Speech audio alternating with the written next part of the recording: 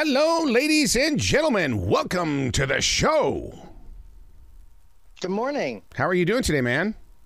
I'm good. How are you? Well, we are about ready to get our butts kicked by Hurricane Ian. Oh, you're going to get it. Oh, no, it's happening. I mean, we've got the rain right now, and the winds are picking up and stuff like that. So we'll spend the next 2 days inside this storm. Dang, that's crazy.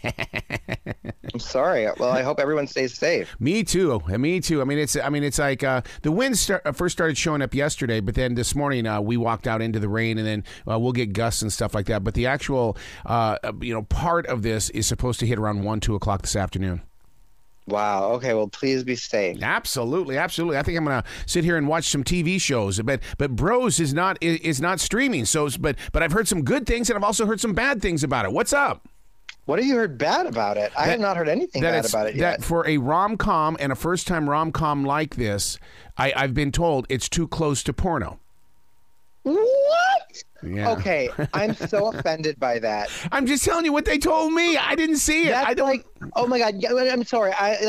All I've seen my whole life in R-rated films is much more, close to porn love scenes depicted with straight people. How dare anyone? The first time, because this is the first. It is the first ever gay rom-com by a major movie studio. It's also the first ever major movie studio release featuring an entirely LGBTQ plus principal cast in history. And that's such way to attack it. Way for some I think that's homophobic to just say that. No, I'm on your side. I just said what I've heard, and so until I'm sure I'm going to love it.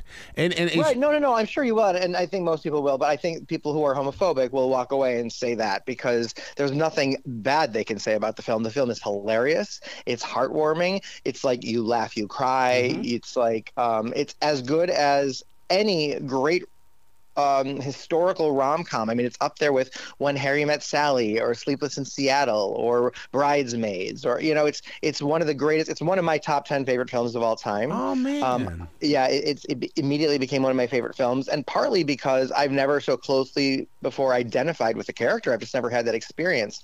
I think as a gay man, we tend to, throughout history, identify more with the female character in a rom-com that we watch or something. So, when we get a movie, maybe even like Love, Simon, but it's like, he's in high school, and you're like, okay, that's great. I wish I had that when I was in high school. Yep. But for a movie to come out that's age appropriate, that's dealing with issues that I have dealt with or may deal with, that's so closely like me and my circle of friends, I finally understand that whole notion of representation matters. I've never felt before, ever, in 48 years, I've never felt before what I felt in this movie, which was I felt uncomfortable at times because it hit so close to home. Yep. I was like almost embarrassed, and then I felt exhilarated.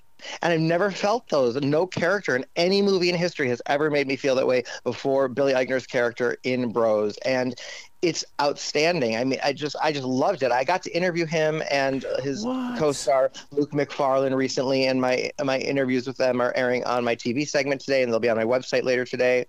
And they're just fantastic, and they've been doing a lot of great press and promotion for this film because it is groundbreaking, but it also deserves it because when I went to the screening that I went to, people were laughing the whole time, and I'm in a small market. I kind of know most of the people who go to these screenings and stuff. And there were, I'd say, maybe about 50 to 60 people there. I think I was the only member of the LGBTQ community there. Mm-hmm. And I found that we were laughing at different times. But the people who weren't gay were still laughing constantly the whole time. I was laughing then, but there were some jokes that were written for the gays that maybe some straight people might not get.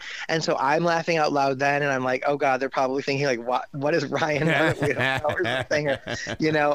But the point is, they did such a good job at making this movie for everyone. It's not a movie for gay people. It's not a movie about, it's not even a movie about gay people. It's a movie about relationships and about people at different points in their lives featuring gay people. And the bottom line is, with any good story, and it's why we say escapism, going to a movie because you can walk in another man's shoes and you can relate to. I've never been in the army, but I go to war movies and I cry and I feel roused. I don't play sports, but when I see a great sports film, I'm cheering and I'm swaying in my seat and the suspense is getting to me and I'm into it. You know what I mean?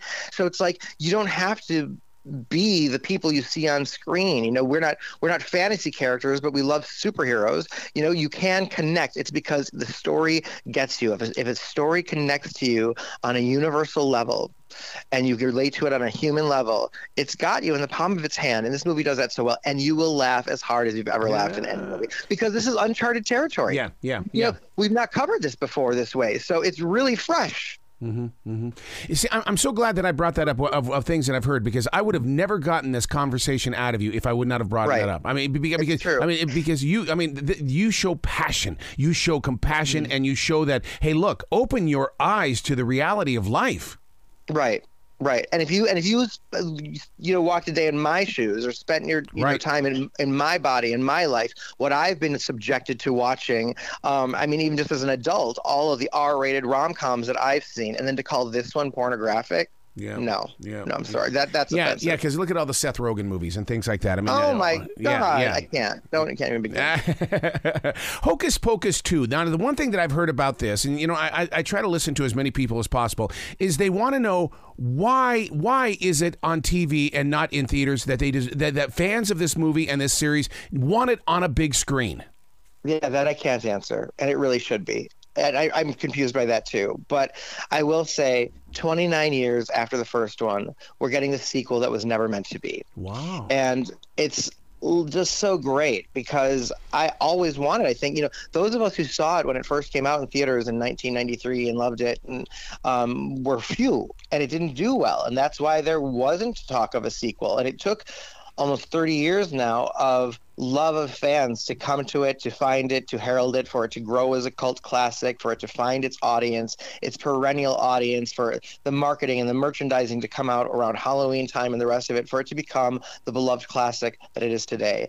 And in addition to that, the willingness and cheerleadingness of Bette Midler, Sarah Jessica Parker, and Kathy Najimy, who's reteaming as the Sanderson sisters, is so magical and so charming and so funny and still so great.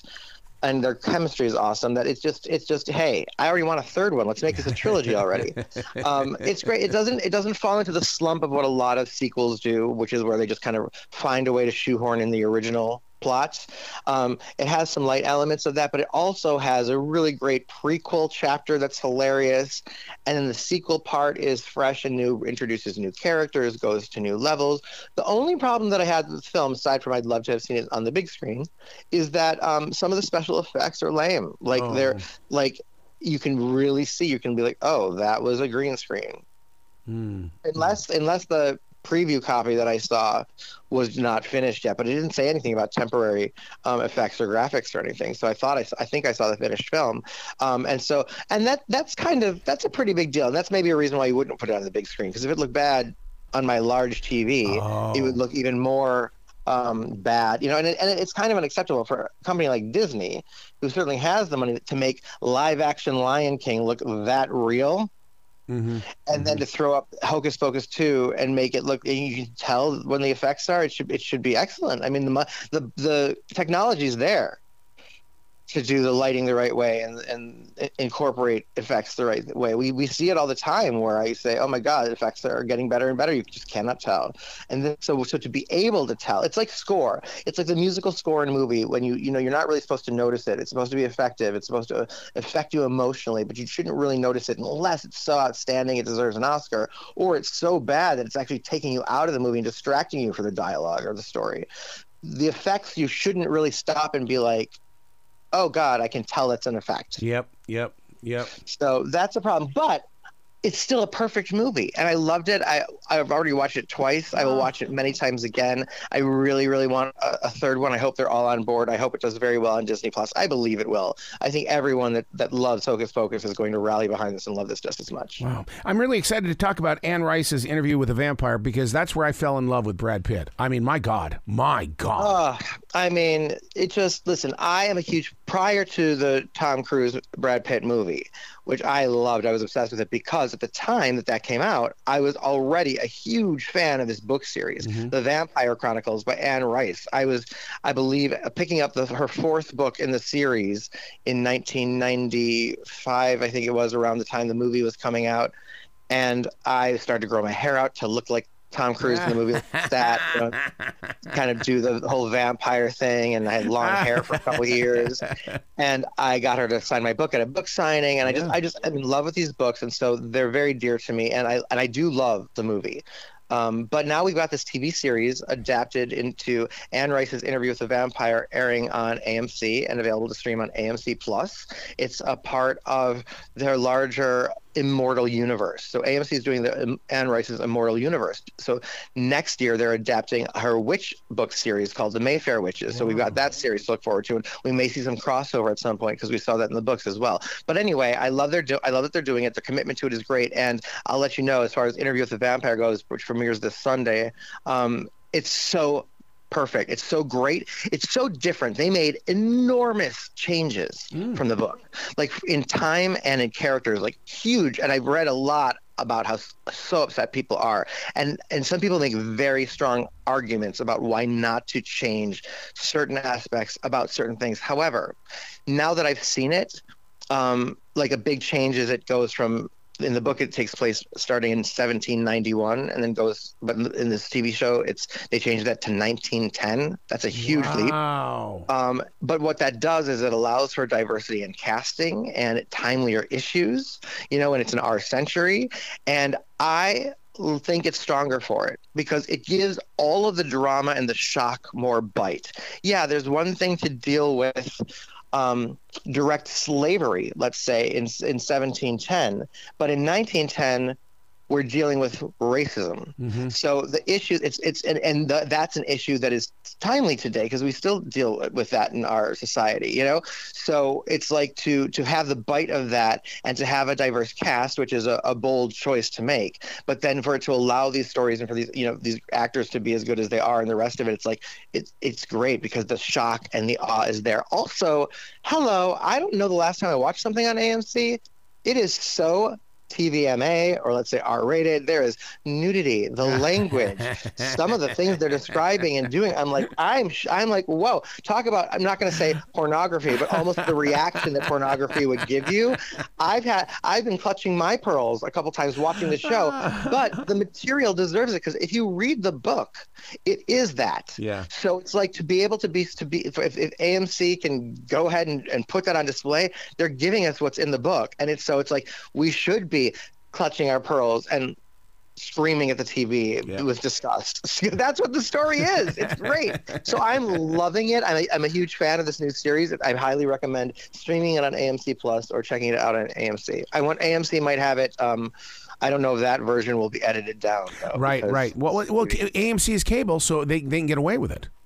Perhaps. Yeah, they can get. Well, I'm sure it's. I know one thing. Being at iHeart, we had that 9 o'clock rule. We could get away with a lot more after 9 p.m. Oh, nice.